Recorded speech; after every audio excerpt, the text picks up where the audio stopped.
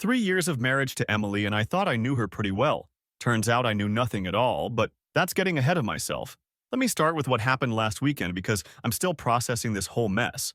Emily's birthday was coming up, and I wanted to do something special.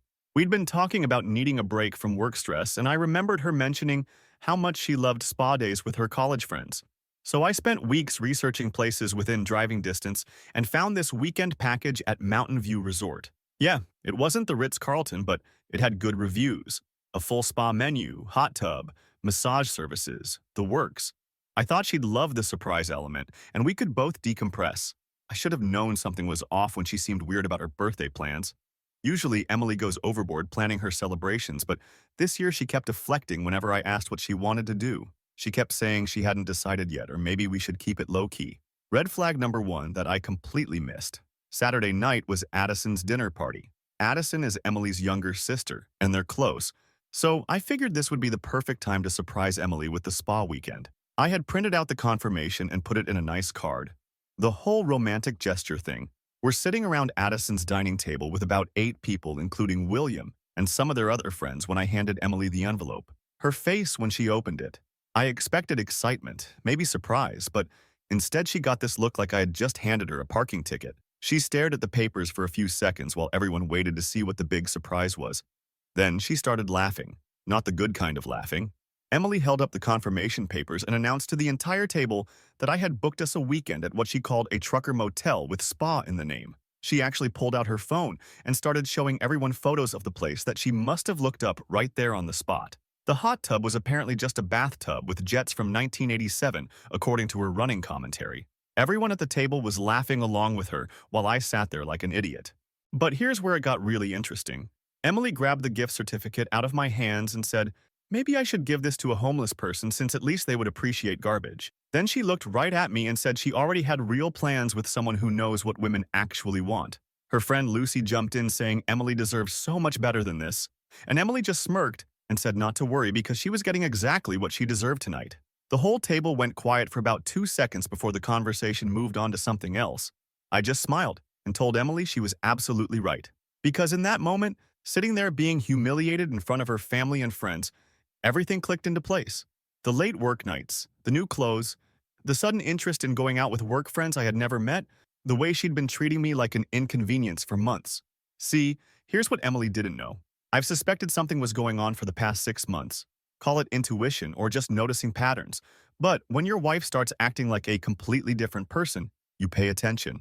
I had already done some digging and found out about Scott from her work. Emily thought she was being clever with her WhatsApp messages and her sudden need for privacy with her phone. But people get sloppy when they think they're smarter than everyone else. What Emily really didn't know was that I'd been preparing for this exact moment. Not the spa humiliation specifically, but the moment when she finally showed her true colors publicly. I'd been documenting her behavior, tracking expenses, and most importantly, I'd been getting my own life in order. New job, better salary, my own separate accounts, and a very clear understanding of exactly how much financial leverage I had in this marriage. So when Emily announced to the room that she had better plans with someone who actually knew what women wanted, I was ready. 3 years of marriage, and she thought she could embarrass me like that and just walk away to her perfect new life with Scott. The dinner party ended around 10, and Emily was practically vibrating with excitement to leave. She claimed she was going to Lucy's place for girl talk, but Lucy had been at the dinner party and was obviously going home with William. Emily didn't even bother to keep her story straight anymore. I went home and started making phone calls. Amazing what you can accomplish on a Saturday night when you've been planning for months. First call was to Emily's manager at work to discuss some concerns about inappropriate workplace relationships affecting productivity. Second call was to Scott's wife, Dolores. Because, yeah, he's married too. Turns out Dolores had been having her own suspicions and was very interested in comparing notes. By Sunday morning, Emily's perfect weekend had turned into something completely different. My phone started ringing at 6 a.m. and didn't stop. 127 missed calls by noon. Emily screaming through voicemails asking where I was and why I wasn't answering and how sorry she was about everything. But here's the thing about playing games with someone who's been 3 moves ahead of you for months. Emily thought she was humiliating me at that dinner party, but she was actually giving me the perfect justification for everything I had planned. When someone shows you who they really are in front of witnesses, you believe them, and I was just getting started. Update 1. So remember how I said Emily was making frantic phone calls Sunday morning? Well, she finally showed up at our house around 7 p.m., looking like she hadn't slept. I was sitting in the living room watching a game when she walked in. And let me tell you, the woman who had been so confident and smirky at Addison's dinner party was nowhere to be found. She immediately started with how sorry she was about Saturday night and how she didn't mean to embarrass me like that.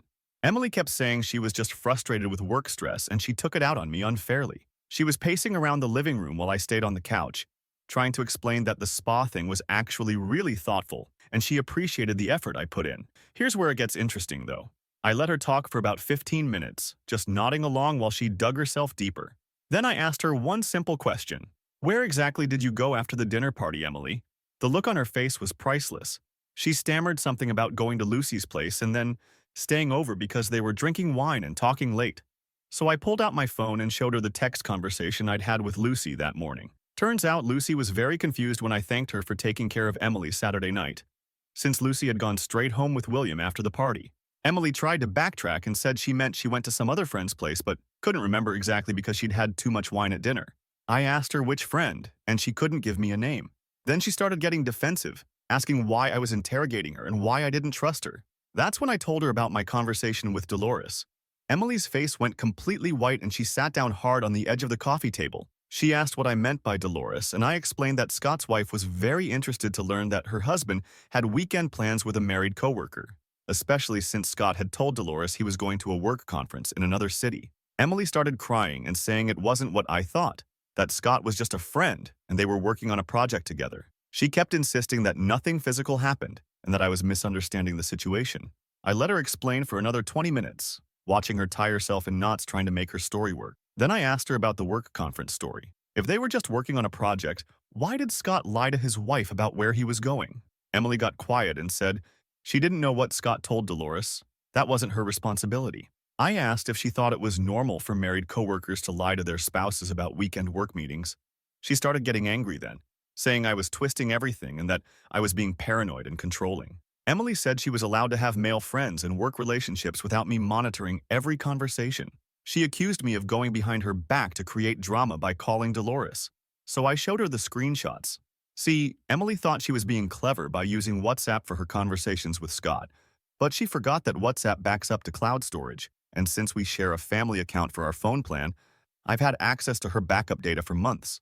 I'd been watching their relationship develop from friendly work chats to planning their weekend getaway that, coincidentally, happened to be the same weekend as her birthday. Emily stared at my phone screen for a long time, reading her own messages back to herself. The ones where she called me boring and predictable. The ones where she complained about being stuck in a dead-end marriage with someone who didn't understand her needs. The ones where she and Scott planned their romantic weekend while laughing about how clueless I was. When she looked up at me, Emily wasn't crying anymore. She was furious. She started yelling about how I violated her privacy and that what I did was probably illegal. She said I had no right to spy on her phone, and that this proved I was the controlling, manipulative person she'd been telling Scott about. I asked her if she wanted to call Scott and tell him about our conversation. Emily said that was a stupid idea and why would she do that? So I told her I'd already called Scott myself that afternoon. His wife answered his phone. Apparently Scott was having his own very interesting Sunday. Dolores had spent the morning going through Scott's belongings and found the hotel reservation confirmation in his laptop bag. The same hotel where Emily thought they were going to have their perfect romantic weekend.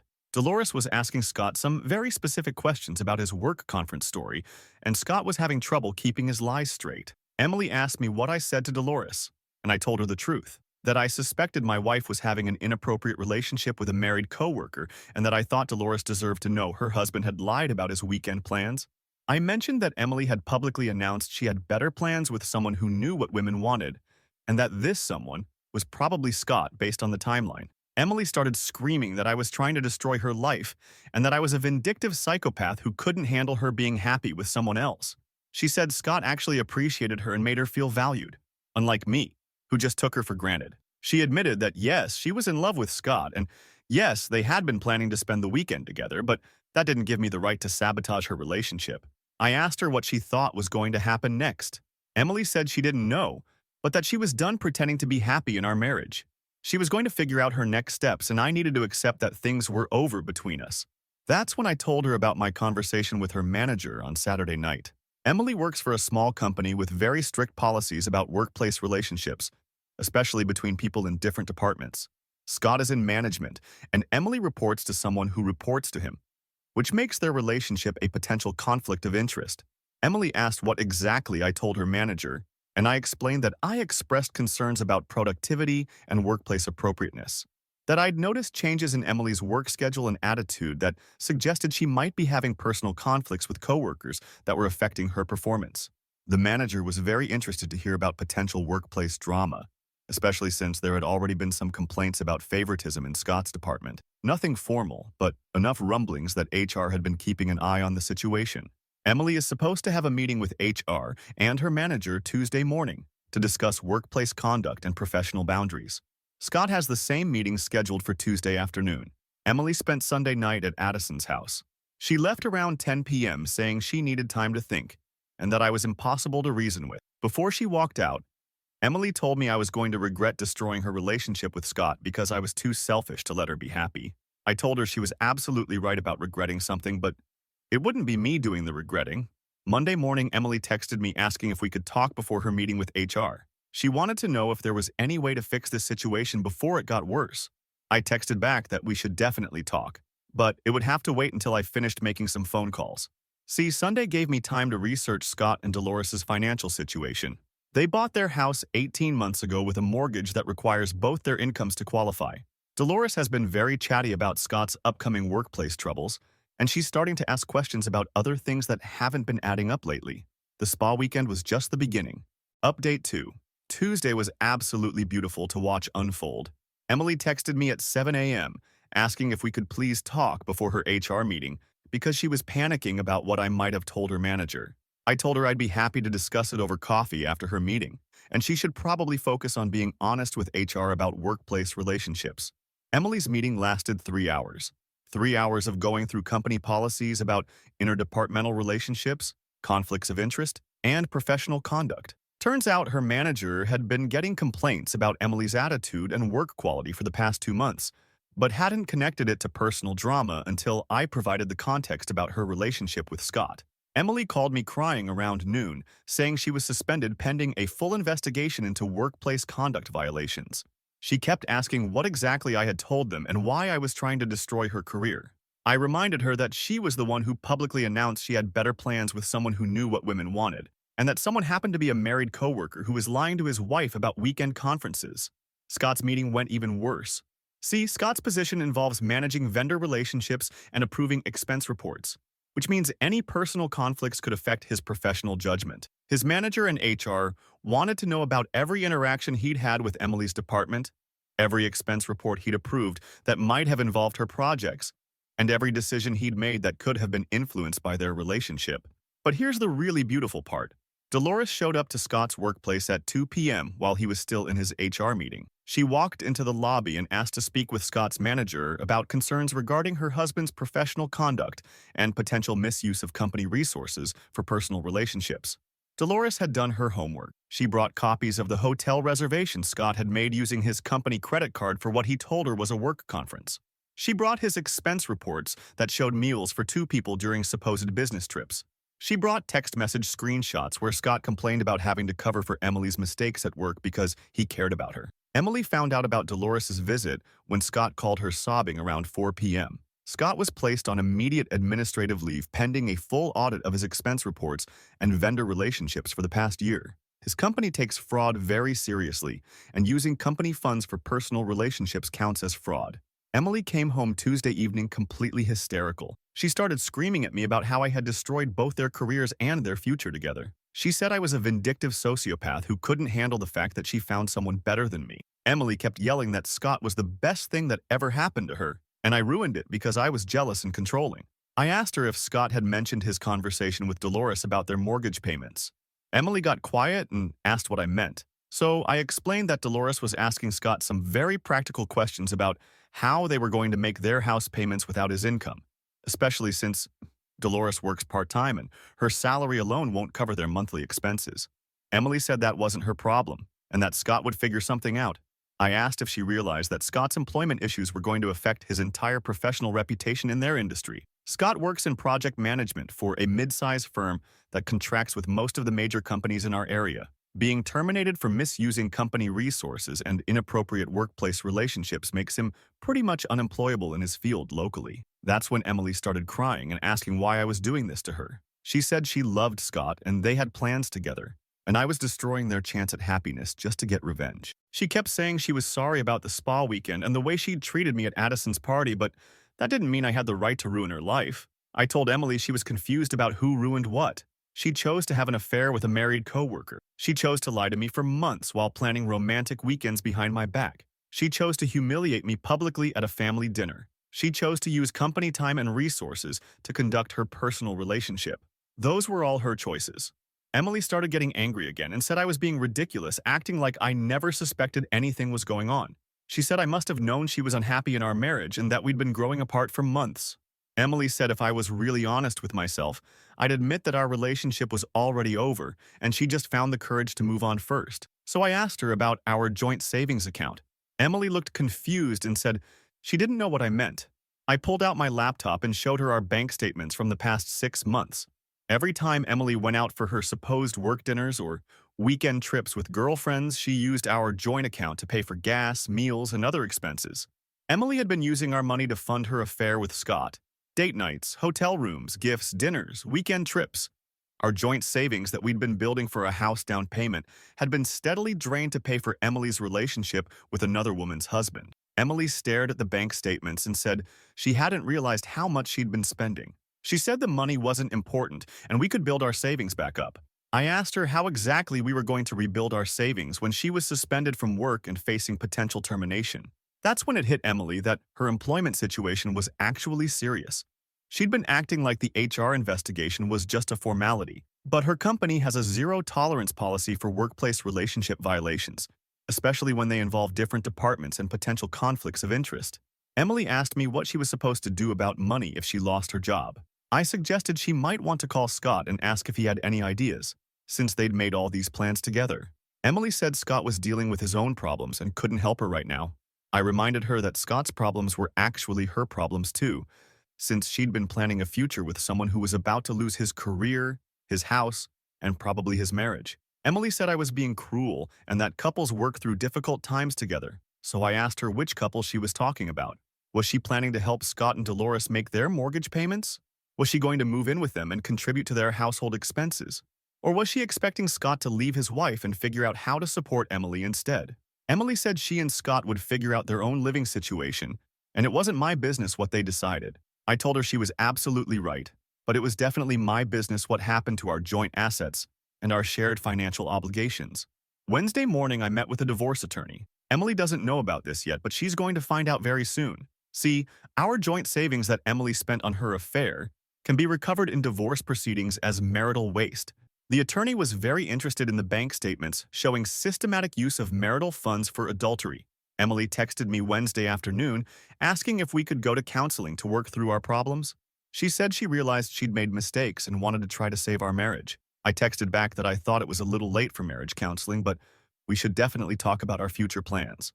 Dolores called me Wednesday evening. Scott moved out of their house and is staying at his brother's place while they work through their separation. Scott's company terminated his employment Thursday morning after their audit found multiple policy violations. Dolores is filing for divorce and wants to coordinate with my attorney regarding Scott and Emily's use of marital assets. Emily still thinks she and Scott are going to work through this rough patch and build a life together. She has no idea that Scott is about to face demands for restitution of company funds, potential criminal charges for misuse of corporate resources, and a divorce that will leave him financially destroyed. The spa weekend feels like it happened months ago instead of less than 2 weeks. Emily thought she was so clever humiliating me in front of everyone, announcing that she had better plans with someone who actually knew what women wanted. Turns out Scott knew exactly what Emily wanted. He just didn't know how much it was going to cost him. Final update. Friday morning, Emily got officially terminated from her job. The HR investigation concluded that she violated multiple workplace policies regarding interdepartmental relationships and professional conduct. Her manager also cited the decline in her work quality and attitude over the past several months as contributing factors. Emily called me sobbing, saying she didn't understand how everything had gone so wrong so quickly. I told her we needed to have a serious conversation about our future and suggested she come home so we could discuss our options. Emily agreed and said she wanted to work together to figure out how to move forward from this mess. Emily walked into our house around 2 p.m. and found the divorce papers sitting on the kitchen table. She stared at them for a long time before asking if this was really what I wanted. I told her that what I wanted was a wife who didn't humiliate me in public while planning romantic weekends with married coworkers using our joint savings account. Emily started crying and said she knew she made mistakes, but that didn't mean our marriage had to be over. She kept saying we could work through this if I would just give her a chance to prove she was committed to fixing things. Emily said she would cut off all contact with Scott and focus on rebuilding our relationship. I asked her if she had talked to Scott recently, and she said they'd been texting, but that he was dealing with his own problems right now. So I told her about Scott's arrest Thursday evening. Emily's face went completely white and she asked what I meant by arrest. Turns out Scott's former company pressed charges for misuse of corporate funds and fraud. The district attorney was very interested in Scott's pattern of using company resources for personal relationships, especially since the audit revealed he'd been doing this for over a year with multiple expense report violations. Scott spent Thursday night in jail and made bail Friday morning. Emily asked how I knew about Scott's arrest, and I explained that Dolores had kept me updated on the legal proceedings. Emily got angry and said it wasn't fair that I was coordinating with Dolores to destroy Scott's life. She said Scott never meant to hurt anyone, and that the expense report issues were just mistakes, not intentional fraud. I asked Emily if she thought using company credit cards to pay for hotel rooms for affairs counted as a mistake. Emily said the legal stuff wasn't her fault, and she shouldn't be punished for Scott's poor decisions about expense reports. She kept insisting that their relationship was real and that they loved each other despite the circumstances. That's when I told Emily about the apartment lease. See, while Emily was busy planning her future with Scott, I'd been making my own plans. I'd already secured a new apartment and started moving my belongings out gradually over the past 2 weeks. Emily hadn't noticed because she'd been staying at Addison's house most nights anyway. Emily asked what I meant about an apartment, and I explained that I'd be moving out by the end of the month. Our current lease requires both our incomes to qualify for renewal, and since Emily was unemployed and I was removing myself from the lease, she'd need to find alternative living arrangements. Emily started panicking and said she couldn't afford the rent on her own without a job. She asked if I was really going to leave her homeless just to get revenge. I reminded her that she was the one who announced publicly that she had better plans with someone who knew what women wanted. I suggested she call Scott and ask about those better plans. Emily said Scott couldn't help her right now because he was dealing with legal problems and his separation from Dolores. I asked if Emily had realized that Scott's legal problems were directly related to funding their affair with company money. Emily said that wasn't her fault, and she hadn't asked Scott to use his company credit card. So I showed Emily the text messages between her and Scott, where they discussed using his expense account to pay for their weekend trips. Emily stared at her own words, where she suggested Scott could claim their romantic dinners as business meals and their hotel stays as conference expenses. She'd been an active participant in Scott's expense fraud for months. Emily said those text messages were just jokes, and that she never seriously thought Scott would actually submit false expense reports. I asked her if she thought the district attorney would find those messages as funny as she did. Emily realized that her text messages were part of the evidence in Scott's fraud case. Emily started crying harder and said she never meant for any of this to happen. She said she just wanted to be happy, and that she found someone who made her feel appreciated and valued. Emily kept saying that Scott understood her in ways that I never did, and that their connection was real even if the circumstances were complicated. I asked Emily about her plan for the future. She was unemployed, facing potential legal issues as a co-conspirator in Scott's fraud case, about to be homeless, and in love with a man who was facing criminal charges and divorce proceedings. Emily said she didn't know what she was going to do, but that she and Scott would figure it out together. That's when I told Emily about my conversation with Addison. Emily's sister had been very interested to learn about Emily's affair and the circumstances around her job loss. Addison was particularly upset about Emily's behavior at the dinner party, especially since Addison had invited William's co-workers, and Emily's public meltdown reflected poorly on their family. Addison told Emily she could stay one more week, but then needed to find permanent housing elsewhere. Addison said she didn't want to be involved in Emily's drama and that Emily's poor decisions were affecting other people's lives now. Emily asked where she was supposed to go if Addison wouldn't let her stay there. I suggested she check with Scott about their living arrangements, since they'd made all these plans together for their future. Emily said Scott was staying at his brother's place temporarily and couldn't have guests. So I asked Emily about her other options. Most of her friends were mutual friends who had witnessed her behavior at Addison's dinner party. Her family was disappointed in her choices and didn't want to enable her affair. Her work contacts were off limits, since she'd been terminated for workplace misconduct. Emily realized she was completely isolated. Every relationship in her life had been damaged by her affair with Scott. She'd burned bridges with family, friends, and professional contacts, all for a man who was now facing criminal charges and couldn't even provide her with a place to sleep. Emily asked if there was any way we could work things out and delay the divorce proceedings. She said she understood now that she'd made terrible choices and that she was willing to do whatever it took to fix our marriage. Emily promised she would never contact Scott again and that she would focus entirely on rebuilding our relationship. I told Emily that ship had sailed when she stood up at Addison's dinner table and announced that she had better plans with someone who knew what women actually wanted. I reminded her that she called my spa weekend gift garbage and suggested I give it to homeless people. Emily said she was sorry about the dinner party and that she was just trying to sound confident in front of everyone. She admitted that she'd been planning to humiliate me publicly so that our friends and family would understand why she was leaving me for Scott. Emily said the whole thing was Scott's idea because he wanted their relationship to be public. I asked Emily how that public relationship was working out for her now. Scott was facing criminal charges, divorce proceedings, bankruptcy, and complete professional ruin. Emily was unemployed, homeless, legally implicated in fraud, and abandoned by everyone who used to support her. Emily broke down completely and said she didn't understand how everything had gone so wrong. She kept saying that Scott had promised they would build a life together and that he would take care of everything. Emily said Scott had made her believe that leaving me was the right choice because we were incompatible and she deserved better. I told Emily she was absolutely right about deserving what she got.